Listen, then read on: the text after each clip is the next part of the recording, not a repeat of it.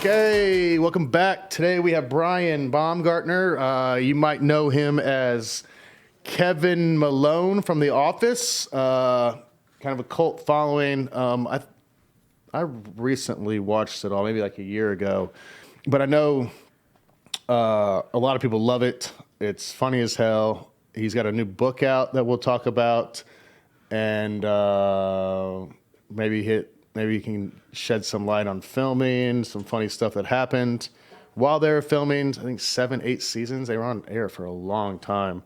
And then he recently wrote a book, oral history of the entire show. So should be funny. Going to have to ask him about the chili, how that all went down. 1 take, 2 takes. What was the deal? And we'll see what else we can get out of him about The Office and whatever else he's got going on. So let's get Brian on, a.k.a. Kevin, and hit me up on Instagram, Twitter, all those things. Let me know how we're doing. Okay, welcome back. We've got Brian Baumgartner. Probably, I mean, do people just yell Kevin at you constantly? Yes. Still get that? Nonstop. All the time, yeah. Especially I'm here in New York City right now, so walking down the street, yeah, that's a lot. That or something about chili. So don't ask the chili question. Is what I'm gathering. What are you? I know it's coming. Oh, it's coming. What are you up to? What are you doing? Well, I just wrote a book. I just and you've got it right there. Perfect. Q. Very visual. QJ. The ultimate oral history of The Office, as told by the actors, writers, producers, and crew. Yep. This started as a podcast, right? Is that correct? Kind of. That's right. Kind of. Basically, I went back. I was trying to figure out why the show now is bigger than it ever was, even when it was on the air. And we were going to do 8 hours. We were going to do like a Ken Burns documentary style, tell the story. And I sat down with Rainn Wilson, who played Dwight, the first interview, and we do 2.5 hours. And then I talked to Carell, and we do 3.5 hours. And then I start talking to writers and producers, and we end up with over 100 hours of recorded material. And I was like, well, I think this is bigger than just 8 hours. So we took it, made it into a book, and we went back to the vault at NBC and have 100 or more pictures from behind the scenes that have never been seen before. That's amazing. Where? I mean, we'll get into Office and everything else. Where are you from originally? Atlanta, Georgia. So you grew up in Atlanta. Did you always? I mean, were you the kid that you always wanted to act? Like, was that always kind of your passion? No, I wanted to be a professional baseball player. Really? That is for real. Braves fan? So I mean, if we're gonna go deep, I was a Braves fan. Okay. Yeah, I had. I thought I was going to be a professional baseball player. That's what I wanted to be. Okay. And my right leg, my knee was straight. My foot was about 45 degrees out to the right. Gotcha. Right. So it was totally elective on my part. I could have lived that way forever. And I went in and I said, we want to fix this. So they went in, both bones, broke both bones, put it back in place, put a plate in. And then the idea was they'll go back in, take the plate out, and my foot will be straight and I'll be able to run faster, harder, stronger, whatever. How old were you? And teenager. Okay. So early teens. And what happened was, apparently I'm in some textbook or something. I don't know, but there was a chemical mismixture in the splint, right? What? So imagine my leg is propped up. It's not a foot cast. It ends down. And I kept saying, I'm having pain. And they're like, oh, yeah, give him some more drugs and he'll be fine. And there was several days I'm still in the hospital. I'm having pain. And the doctor goes, he shouldn't be having pain. They cut the thing off and it had burned through to my Achilles tendon right at the back. What? And I ended up being I can't believe you didn't know this story before. I ended up in a walker. A wheelchair, then a walker, and had to completely learn how to re-walk again, crutches, a cane. It was about a year rehab, skin graft stuff, and the whole deal. I mean, it was, it was like the size of two, 3 golf balls side by side, just all the way done. And yeah, so that my professional sports career was cut short at an early age. Oh my gosh. But I was active. And so it was like I tried to find some other outlet, and someone suggested theater, and I started doing theater, and just kind of thought it was a hobby. Just that was what I was doing, and then got more and more into it. And by right before senior year of college, or senior year of high school, I was like, I think I can do this. And then I ended up going to college for theater. Really? Yeah. Where at? SMU. Hail to the red and the blue. The Mustangs of SMU. The Mustangs to Texas. So then, like, you get out of school. I mean, did you land on your feet pretty quickly, or did you go down the whole job? The second. Yeah. Oh, really? Yeah. I mean, I started doing theater, traveling around the country. Yeah. I was in Minneapolis, Minnesota for a while. They have a big theater community there. Chicago, Dallas, I said, New York, West Coast, and just kind of traveling around, and eventually decided I was going to move to Los Angeles. And then once I moved, there was a lot of early struggle, but once I moved, I ended up meeting the producers and so forth on The Office 3-4 months after I arrived in town. No kidding. That quickly. Yeah. I guess that says the rest of the story then. I mean, that was it. Yeah. Yeah. I mean, again, look, I kind of a funny story. My parents always incredibly supportive. Whatever you want to do, son, you do it. You're great. You can do anything. And so I was doing the very first show I did out of college was, and I was from the South, right? In Texas. I move up to Minneapolis, Minnesota, join this group. I'm doing a show. My parents fly up to see it, of course. It's colder than balls in February. And my parents, so it starts with my parents get into a cab and give the cab driver the address of where this very small theater was that I was going to perform in. And the cab driver says to them, "You don't want to go there." And they were like, "No, I think we do." Yeah, definitely do. No.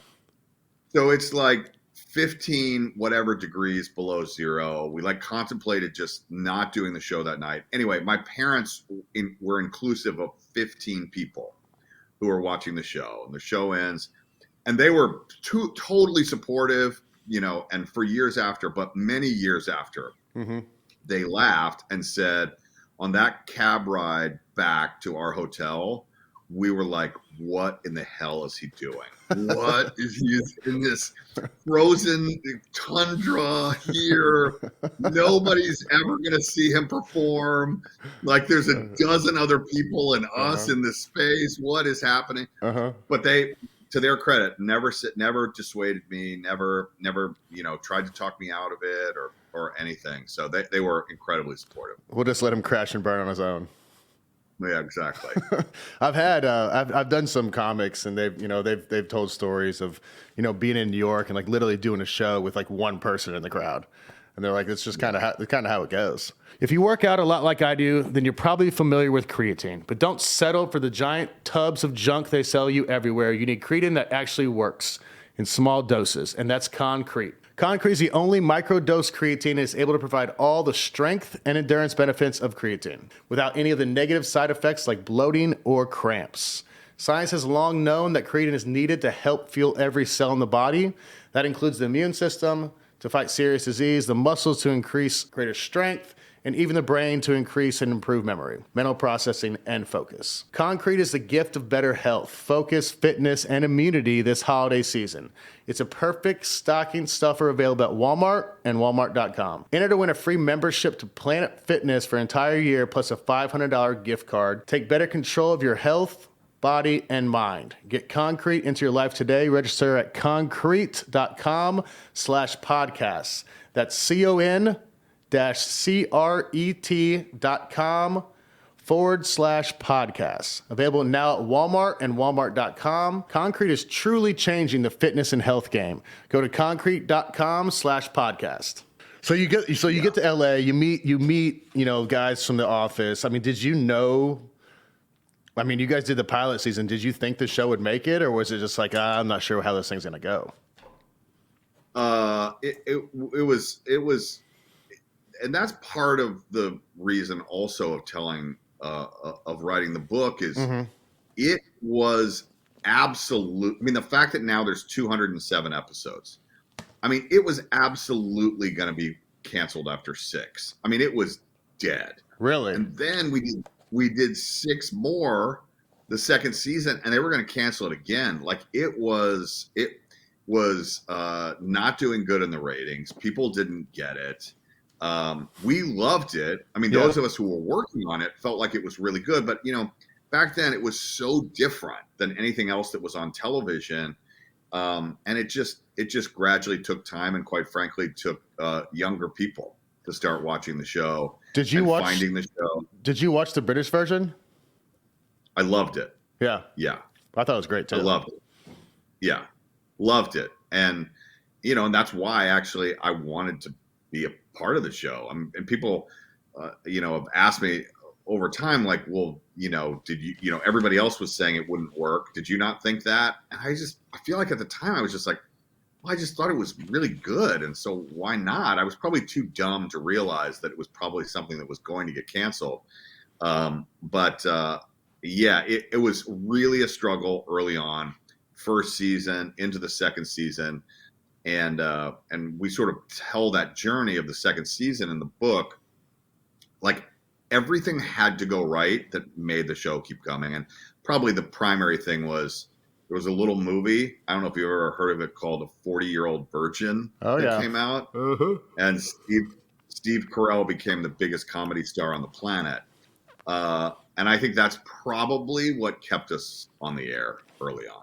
I mean, his character changes a lot. I mean, not a lot, but you can see it evolve from season 1, 2 to 3. I mean, there's definitely an evolution there of him. It looks like it comes out a little bit more and does his thing. Well, actually, that's really astute that you brought that up, because that was, it was struggling in the ratings, and we wanted to keep going, and they wanted to find a way to kind of soften Michael Scott. And so one of the things that Greg did was he, our creator, studied A 40-Year-Old Virgin, because he was like, wait a second, like he's really, really likable in this movie. Like he has this just innate likability factor. Why is that? Like, what is that? And so what they sort of did through the second season was, this was their kind of like goal, the writers. Let's do exactly the same show that we did in the first season. Like everything is the same. He says terrible things. He does terrible things. The office responds to him in that way. But just find a moment in every episode or every few episodes where there's just you see a little bit of hope. So like there's, he is horrible, terrible on this Halloween episode. But then at the very end of the episode, you see him at home giving out candy to kids. Yeah. And it's just like, it's like a guy, and that's what he wants. And they found that little wholesome moment that makes him relatable and makes him, like you said, softens his character. And you'd be like, oh, okay, like I get that now. Yeah. And I think that the show in general just did that. I mean, I watched the show early on, and then I came back to it and watched, from season 1 all the way through, watched the whole thing. And it, like you said, it's one of the, I don't understand, like now, like you said, it's more popular now. It's got such a cult following. Our nanny that watches our kids, that have watched them for last like 5-6 years, and like my kids are they're all in school now. And so she does kind of more just house manager stuff for me. Like she literally like is obsessed. Like her and her husband fall asleep to this show she literally wrote up like 2 pages of questions. She's like, you have to ask this.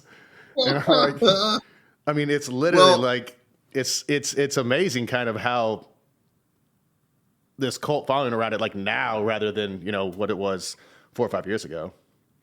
Yeah. Well, you bring up a couple things that we kind of explore and talk about in the book. I mean, one being that people constantly say, well, a couple things. One, like we put it on at night before we go to sleep, right?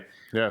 I don't know if that's a good thing or a bad thing, because I'm always like, well, you're going to sleep, right? But no, like people talk about it. And then what they talk about is the show brings them comfort, that it has brought them through a hard time or makes them feel better.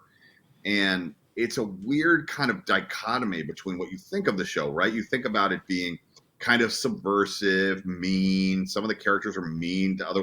Michael Scott says inappropriate things you're not supposed to say.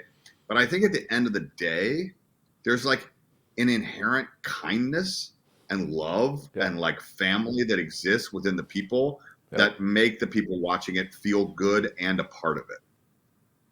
Oh, I totally get that. I think the more time you spend, if you watch one episode, you're like, I mean, you probably get that. Like, you know, they're kind of mean to each other. But like, if you spend time and go through this series, like it's a family, they take care of each other. There's this good, warm feeling that you get watching it. And like, I mean, if you watch the finale, like everyone genuinely looked like sad, like so sad. Like it was heartbreaking to watch it. Did you guys feel that? Oh, 100%. I mean, you know, I've said this before, and this sounds weird, but I think for me, the most emotional was when Steve Carell left. Yeah, that was rough. And here I think is why, was kind of because it was like we were losing an appendage, right? Like we were losing. Whereas at the end, we all sort of collectively made the decision that you know, we weren't canceled. Like we wanted to tell this story. We wanted specifically this documentary to air. And Greg felt like when the documentary airs, the show is over because, well, I mean, he references reality TV, right? People behave differently once they know that they have been watched or are being watched on TV. That real people are watching them changes the way you have to behave, right? Yeah. So, like Kevin, for example, like if he watches the show and sees how he's portrayed in this documentary, he's got to change something, right? Or maybe Kevin leans into it, right? But other characters, sure, you know, it just changes the behavior. So that is that's why the show ended. So it was incredibly emotional. But when Steve left, we knew he was going to go. He was a huge star. He had done 7 years. He fulfilled his like he had done everything. It was like, guys, I think my story is done. We got it, but that was like really hard. Yeah, that was tough. I mean, you could see. I mean, you could see like it wasn't acting. Like it was real. That was real.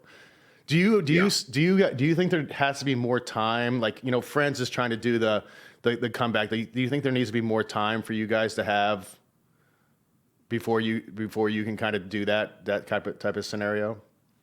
Yeah, I don't know. I think I mean, obviously we get asked about it all the time. I'm sure. And that the NBC, I mean, I think NBC would do it yesterday if there was something to shoot. You know, again, going back to Greg Daniels, the creator, like he, as we all are, was tremendously proud of the show that was there. And so I think what is more than time, he wants to find the exact right excuse to bring everybody back together. And I think if he ever decides that or comes up with that, I suspect something will happen and most, if not all, will be back on board. Oh, I'm sure it's going to be huge when it happens. It's just a matter of time, I would imagine. Let's get through the chili thing. I mean, you said that's one of the top two. It's either Kevin or the chili. Was that one take or like what happened there? Take. That's probably all you could do. That's probably all you can do. But I mean, you know, Jay, they call me Mr. One Take. So yes, that's all I ever need. I mean that. So essentially, as the story goes, the carpet was not going to be cleanable, right? I'm sure. So ruined. 3 gigantic pieces of carpet that they put out. And they came to me before and they were like, look, we have 3 pieces of carpet, so we can't do it any more than 3 times. That's it. Like, that's all you got. But I think what really they didn't plan on was how difficult it was going to be to clean me. Like, this was a whole, because it was like orangey, brown, stainy, like fingers. And, you know, really, we rehearsed it a lot. And, you know, essentially it was about making sure that the spill looked realistic. I mean, essentially, and that it happened in the right place, that was lit in the right way, that the cameras could get it in the right way and do that. But I remember they didn't do this all the time, but they had the capability for when we would film something semi-complicated and they needed to check the tape, that they had a way that they could rewind and we could watch. And I remember, like, as wardrobe people are kind of like peeling my jacket off and chili is like dripping off of me, I'm standing at the monitor going, please say we got it. Please say we got it. Please don't have screwed this up. And thankfully that was it. I mean, iconic scene, obviously. Are you RSVPing yes this holiday? Express has you covered with outfits for every single invite. Express is that perfect mix of confidence-boosting styles and comfort for every occasion this holiday season. Check out their suits available in plaid, flannel, luxe comfort fabrics, and more. Perfect for everything from swanky holiday parties to festive weddings. Or maybe you need a winter jacket. Express has a killer line of flannel jackets, sharp blazers, handsome bombers, and more. And those flannel jackets are so warm and the perfect layer for all my holiday fits. And of course, you can match any style with jeans, dress pants, or chinos. The Express Flex X jeans are the most flexible denim yet, with a comfort stretch waist. So what are you waiting for? RSVP yes this holiday. Unwrap festive new styles, holiday deals, and more at express.com or in stores. All right, a 3-part question here. How much improv was there? Who did the most improv? And how much of it made the final cuts? Okay. This is going to be 3 fairly unsatisfying answers, but I'll answer it anyway. Okay. So that it's no improv. Never made it. No one ever did it. No, not that. No, it's just hard to answer. So sure. The one thing is that NBC, monolith, huge corporation, lawyers. Yeah. They call them standards and practices. They decide what you can and can't say. Sure. By the way, you'll like this. Here's a trivia thing you'll never heard before. Kevin Malone, was the first person on network television ever to do this and successfully have it air on television. What is it? That's you're the first one to ever do that? To actually penetrate. Really? And for it to make it. That, I tell you what, yes. It's weird as hell. I was just down in the Dominican Republic, and I was coming back, and we were going through customs, and I looked down, and my boarding pass says SSSS, and it's highlighted pink. And I'm like, this can't be good. So we're going through customs, and I show them the thing, and they're like, go over there, and I'm like, shit, here we go. So I go over there, and we brought some podcast stuff, some mic, and a little camera and stuff, and the girl's just looking me up and down. She doesn't speak English. She's going through my stuff, and she's like, she pulled out a mic. She's like, what is this? I'm like, podcast. And she goes, singer? And I'm like, no, podcast. And she's like, singer. I'm like, yes, I'm a singer. And this guy comes over. This other guy comes over. He goes, singer, huh? And I'm like, yep. He goes, singer. He goes, you know what singer means here? And I go, no. And he goes, just like that. He go, and the guy goes, me, a lot of singer. And they all start busting out laughing and walking off. They put all my stuff back. And I'm like, okay, singer, here we go. That is so amazing. Yeah, it was. I love that. It went from really dicey to, all right, I just learned a new word in the DR, so it was fun. You're good. So anyway, so large corporation, So everything had to be approved. Every word that we said had to Sure. be approved, and there had to be a script, and the script that was there had to be shot. And Hmm. then we were always allowed to play. So not only every episode, like every scene You just are was messing. Yeah. allowed to be messing around. And then it's like, oh, if that was funnier than what was written, let's go back and make sure that it's okay. As Okay. long as we have the original, we can't Gotcha. get in trouble. And so it really, I'll go slightly out of order. It really depended on the episode, Sure. how much got in and didn't. So I'll share. Luckily, I found this out through the book. I think the longest improv sequence that was in, and it ended up them having to cut other parts of the episode. I don't know if you remember, but basically it's a Halloween episode, and Dwight is dressed as a Sith Lord, and Yeah. Michael has a second head on his shoulder, Uh-huh. and Mike and Steve and Rain start improvising as though the other head is talking to Michael about who he should fire. And then Rain starts talking to the head, telling him not to talk to Michael. And there's this whole scene that happens that goes on and on.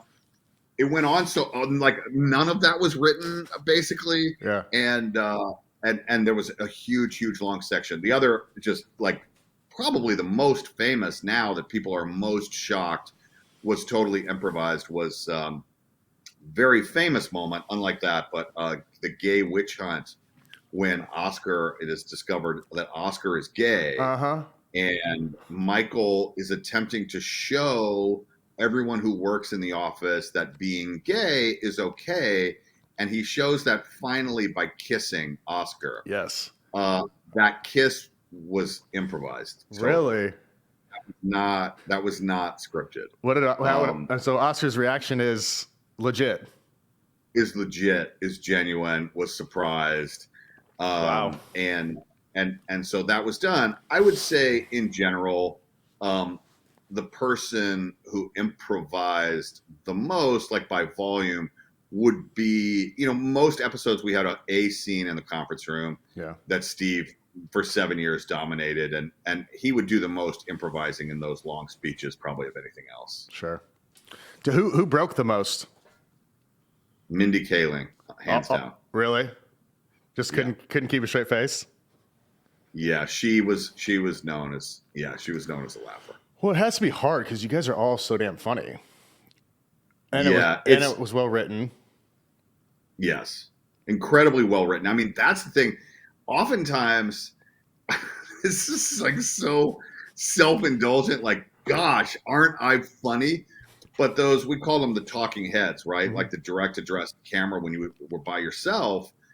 And there were often times that though you're the only person in the room who's acting, and Yeah. yet you can't keep it together. But that was totally because of the writing. There was a very like obscure moment in one of the things where Kevin is talking about Angela's cats, and they have Kevin say, "You can't eat cats. Can't eat cats, Kevin." Like that he has to convince himself that they're so cute, but you can't eat them. And remember, you can't eat them no matter how cute they are. And that just the idea of that made me laugh so hard. And the director was laughing. And finally it was like, I kicked everybody out of the room, I think, except for the camera guy. And I was like, all right, just look down at the floor. Don't look me in the eye. Let me just say this and we'll get through it and get out of here. I mean, of all the improv and takes and funny stuff, I mean, I'm sure some of these days kind of dragged on, but it was probably fun. It was really fun. I mean, the difference is, I know you know how it works, but the most shows, right? You have a star, Yeah, and then you have other supporting characters, right? So, stupid example, but like you have the star has a scene with this actor, and then that actor, and then this actor, and they're trying to shoot in one location. So the actor comes in, they do, the other actor comes in, does the thing, and they go home. But the way our show was shot, and we were all together all the time, and the camera was panning around, and that whole group dynamic was so essential to, 99% of what we shot. yeah. we were all there Yeah. all the time. Nobody was there any less. any longer Yeah. than anybody, any less than anybody else. So that was something really unique. Yeah. I mean, there's so many like group shots of 3 to 5 to 6 people in one shot that it was different for TV at that point. Yeah, 100%. But I mean, probably this is just occurring to me. I don't think I've ever said this before, but probably if someone were to say who was the actor who was on set the most, mm-hmm. it is probably the character of Stanley played by Leslie David Baker. And you go, well, why him? Well, because a majority of those talking heads were shot with the window out, and he is always sitting in the background. Oh, he's sitting there. He just sat there. That. Not a bad gig. Sat there. He just sat there. Yeah. It was, they did a really good job of, finding different characters, and you guys all played off each other so well. I mean, it's, looking at it now, it's a piece of work. Yeah. And I think too, in terms of the book and why it was written and discoveries that we made, I mean, I think that, as difficult as that was, like as how much we were there, I mean, not to bring it into your world, but it really becomes like a team. Like, for sure. We are all there all the time. And I think you get that through the screen. I mean, I think you pick that up between the relationships between the characters and the actors and all the work that's happening, that if it wasn't shot that way, if it was something different, I don't think you create the dynamic that happened on the show. No, not at all. And I think that's, you definitely get that when you watch it. Was it hard for whenever guest stars came in and they kind of broke that dynamic up a little bit, or would they just kind of fall right in there? No, one of the craziest things that I heard, this was from our editor, one of our chief editors talked about when Kathy Bates came in, right? So Kathy Bates, starts doing kind of a recurring job on the show. And to me, it's like, this is Kathy, this is Misery, this is Oscar winner Kathy Bates, who's here now.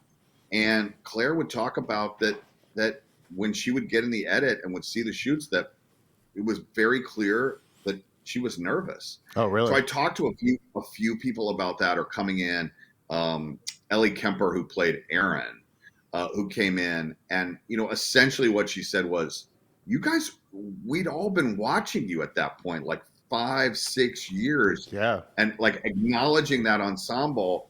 Now, this wasn't her, but somebody else said it's like you were like walking into Yankee Stadium. Yeah. It was like, I've seen every inch of this space on my television for all of these years, and now I'm with you. So, I felt like we were all tried to be as like warm and generous and fun and as we could, but there was definitely some feeling on the other side. I mean, I've said this also. I think this is really, really true that, again, our boss, Greg Daniels, he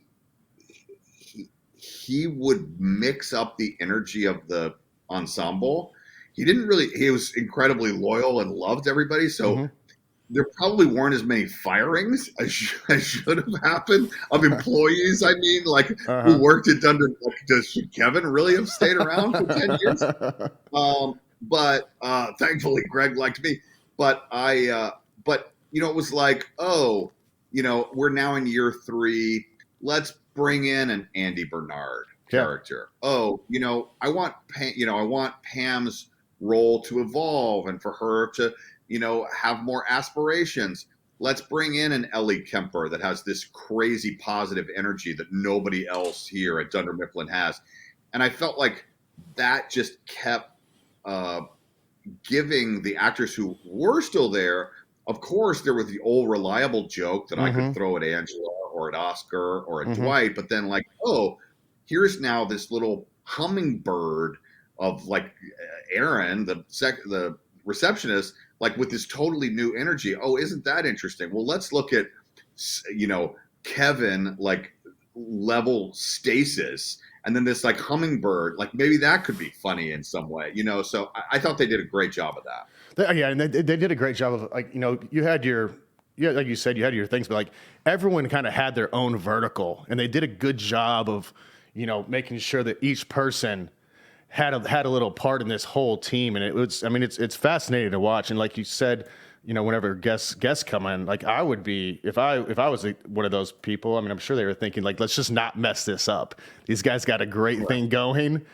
They're clicking on all cylinders. Like the only thing that you could do would mess it up as a guest star, I would assume.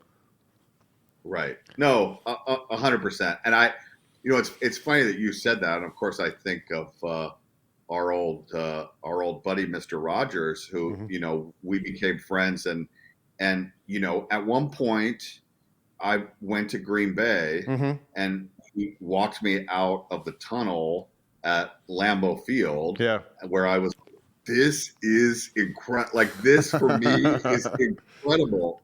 And another time he was in LA and I walked him onto the set of Dunder Mifflin. Oh yeah. And he was like, this is really cool. Like so yeah, I mean it's I guess it depends on your perspective. Yeah, sure. Did you keep anything from set? Yes. I kept I don't have I'm traveling, I don't have them here on my desk because it's not my desk.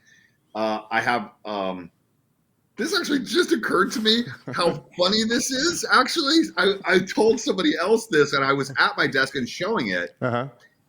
So I had a nameplate that said Kevin Malone. Okay, makes sense. Dwight like kind of had a nameplate. Here's the crazy thing: I had a divider in between. I just thought about this.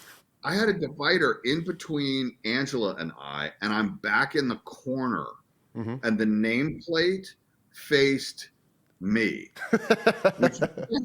which meant I thought at some point in time, Kevin was like, oh, cool, there's a nameplate. Let me put it there so I can see it, which literally defeats the purpose of a nameplate. A nameplate, yes. And I never really put that together, except when I started thinking about that.